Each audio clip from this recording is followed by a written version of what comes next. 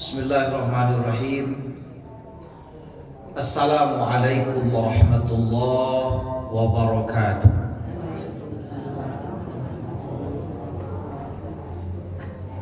Alhamdulillahi rabbil alamin, alladzi khalaqal insana fi ahsani taqwim wa ba'atha nabiyyina mubashshirina wa mundhirin wa anzala ma'ahumul kitaba bil haqq liyurshidun nasa ila sabilil huda wa yukhrijuhum minaz zulumati ilan nur. Asyhadu an la ilaha illallah wa asyhadu anna Muhammadar Rasulullah. Allahumma fassalli wa sallim wa barik ala hadzal nabiyil karim wa ala alihi wa man tabi'ahu bi ihsanin ila yaumiddin. A'udzu billahi minasy syaithanir rajim. Bismillahirrahmanirrahim. Fa alhamaha fujuraha wa taqwaha. Qad aflaha man zakkaha wa qad khaba man dassaha. Shadaqallahul azim. Segenap puji dan syukur kita persembahkan kehadirat Allah Rabb yang Maha Kuasa. Salawat dan salam untuk Nabi kita Muhammad sallallahu alaihi wasallam, yang Allah hormati dan muliakan.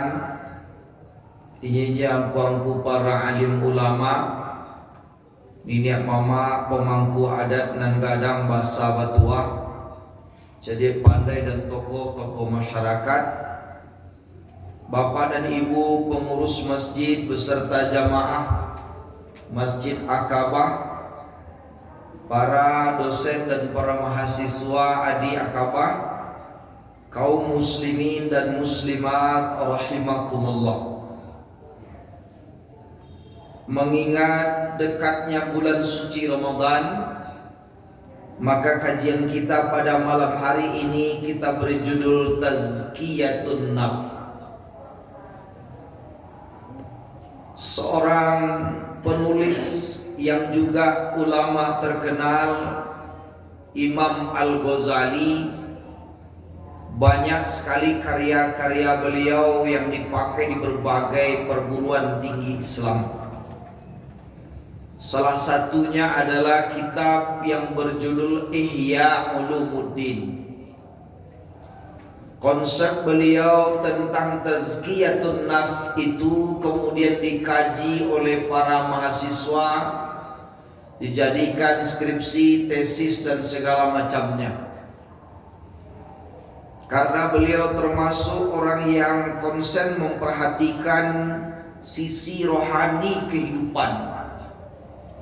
Karena hari ini banyak orang sibuk membersihkan jasmani tetapi lupa membersihkan rohani. Padahal unsur diri kita ini dua. Yang pertama unsur jasmani, itulah yang kita beri pakaian, yang kita beri minum, yang kita beri makan. Hujan awak pelindungkan, paneh awak pataduakan, wak bawa kian kamari, wak badai, wak sabuni, kemudian bagi ibu-ibu dia gi aisedo segala macam, ba asperanca, itu namanya adalah casing atau jasmani. Ada yang kedua, unsur yang terpenting dalam diri kita disebut dengan unsur rohani. Unsur rohani ini punya kebutuhan juga, disebut dengan kebutuhan rohani. Sekarang sudah sepakat ahli kesehatan seluruh dunia mengatakan seseorang baru dikatakan sehat, tidak cukup hanya sehat jasmani, sehat rohani, tetapi ada namanya sehat emosi, sehat sosial, dan sehat religiusitas. Itu 5 kini pengertian sehat oleh WHO, Badan Kesehatan Dunia. Jadi kalau kurang cie dari 5 itu tidak sempurna sehat awak. Ada orang fisiknya sehat, jasmaninya sehat, tapi rohaninya tidak sehat. Ada yang jasmaninya sehat, rohaninya sehat, tetapi kemudian sosialnya tidak sehat. Hubungan sosialnya tidak sehat. Ini langang di muka orang rami. Orang raminya merasa langang. Tidak baik saja orang. Itu berarti tidak sehat sosialnya. Kemudian tidak sehat emosionalnya. Mencelik buruk saya kurang dari. Entah bantu enam buruk atau memangnya sedang mencelik buruk, tidak tahu.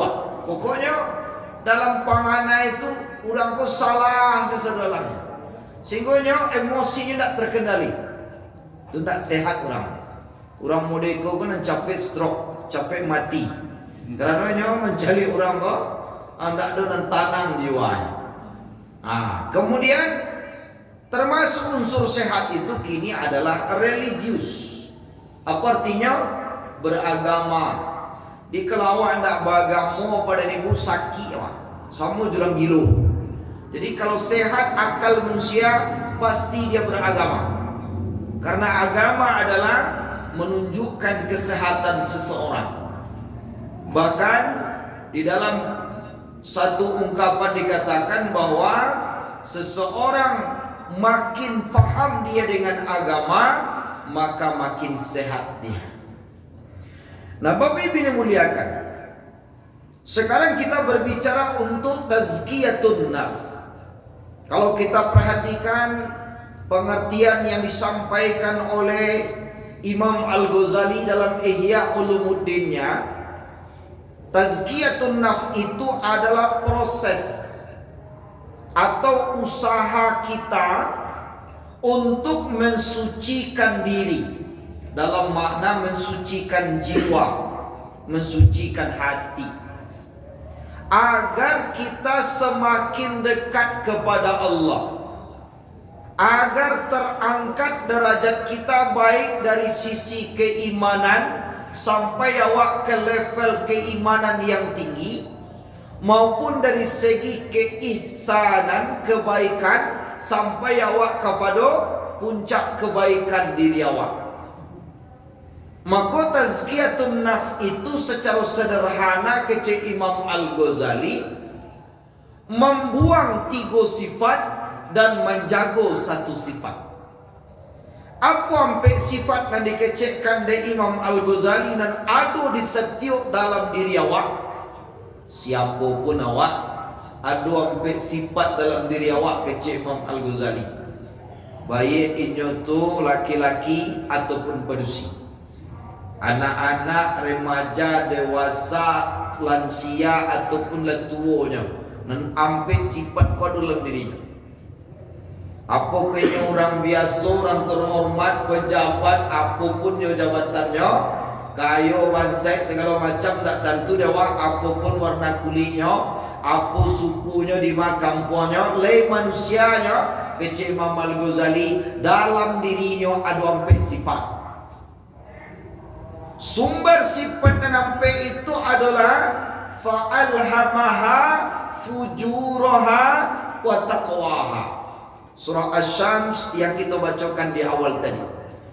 Allah benar-benar mengilhamkan ke dalam diri kita 2 potensi gadang. Yang pertama namanya fujur, yang kedua namanya takwa. Apa itu fujur? Potensi untuk berbuat salah, potensi untuk berbuat jahat, potensi untuk menjadi orang dan tidak bermoral, tidak berakhlak, ada dalam diri awak. Kemudian ada takwa, potensi untuk menjadi hamba Allah yang bersyukur, menjadi hamba Allah yang saleh, menjadi pribadi yang baik. Itu pun ada dalam diri awak. Itu dirinci oleh Imam Al-Ghazali menjadi ampe. Yang pertama kata beliau, dalam diri awak ada sifat yang disebut dengan syaitaniyah, sifat-sifat setan. Sifat setan Bapak Ibu yang dimuliakan dijalek dalam Al-Quran. Pertama sifat setan aba. Aba artinya enggan. Kalau bahasa awaknya enggan kau malih. Ku sakit mah nanti ku nak talok dah ubek mah ku dah. Baku nak sembahyang awak mah. Atu mah malih. Malas. Malih ku datang dari setan. Bandak satu awak puasa malih. Bandak sedekah awak malih. Bandak ke surau awak malih. Berarti awak menjago, memupuk, menyiangi sifat setan yang ada dalam diri awak, namanya malih. Sifat setan yang lain wastakbar, sombong, angkuh. Itu sifat setan. Apa lewat dipuji dia orang tambah kambang rumah itu awak masuk atau fuso dua. Dia awak sombong. Padahal anak bisa awak sombongkan sebab apa? Apa saja yang ada di awak, tidak ada yang punya awak. Melainkan seluruhnya adalah milik Allah Subhanahu wa taala. Itu dalam Al-Baqarah 155, 156. Inna lillahi wa inna ilaihi raji'un. Sadonan nado dia wako milik Allah. Dan sadonya itu hanyalah titipan yang akan kembali kepada Allah. Tiba jadwalnya pendengaran awakku diambil dari Allah. Tiba jadwalnya pak pencalian awakku diambil dari Allah. Tiba jadwalnya kekuatan awakku diambil dari Allah. Tiba jadwalnya angok dan ada dalam badan awakku pun diambil dari Allah Subhanahu wa taala. Apalagi nan lain, istri, suami, anak, harta, pangkat, jabatan, sadonya itu akan kembali kepada Allah. Nah, Bapak Ibu dimuliakan, apalagi sifat setan? Yang ketiga, sifat setan itu adalah terburu-buru. Jadi kalau ada awak lah berusaha untuk datang ke surau, solat awak, kecil setan capek-capek lah, capek sudah, bagage awak bercapek-capek, ya kan, sehingga salah yang awak kerajukan. Bagage-gage bercapek-capek. Kalau itu nak boleh bagage, nak boleh bercapek-capek, boleh ya. Nambah gage capek itu kecil Nabi 5. Nampak tamu tobat dari dosa. Itu disuruh bagage. Nang kedua, mengarajukan solat apabila waktunya lah masuk, waktu solat fardu. Yang ketiga dan disuruh bagage membayar hutang. Jadi kalau ada apa pun mau hutang, kamu mau capek lah bayar. Jadi kecil Nabi jangan ditunda-tunda membayar hutang. Sebab beku yang putar tiwa de setan nan hutang dah bayar dah, bau belo hutang jalan. Nang kampe nan harus bersegera atau pada nibu adalah menyelenggarakan jenazah. Beberapa hari yang lalu aku mendapat kabar seorang ayah meninggal pagi. Lah 20 jam tabujui di rumah bro. Menunggu cucu. Jauh di rantau orang. Bapak Ibu yang dimuliakan, sebegitukah Nabi mengajarkan kepada kita? Mengapa bisa tertunda penyelenggaraan jenazah ini? Karena kita menunggu keluarga. Padahal kehadiran keluarga itu tidak ada pentingnya. Karena mengurus jenazah ini fardu kifayah, bukan fardu ain. Bapak Ibu yang dimuliakan, ranggai ambo bapasan dulu. Kau meninggal dan besok ada nanti-nanti yang lo. Tapi Bapak Ibu meninggal beliau malam Pak. Makanya ambo masih bisa pulang malam, besok pagi langsung diurus. Tak boleh Bapak Ibu dimuliakan. Kita menelantarkan jenazah itu terlalu lama baru diurus. Kemudian yang kelima yang harus segera dan harus bagageko adalah menikahkan orang yang dikhawatirkan jatuh kepada zina. Kalau nalimo ke disuruh bagageko. Tobat dari dosa, solat fardu apabila waktunya lah masuk, membayar hutang, mengurus jenazah, kemudian menikahkan orang yang dikhawatirkan jatuh kepada zina.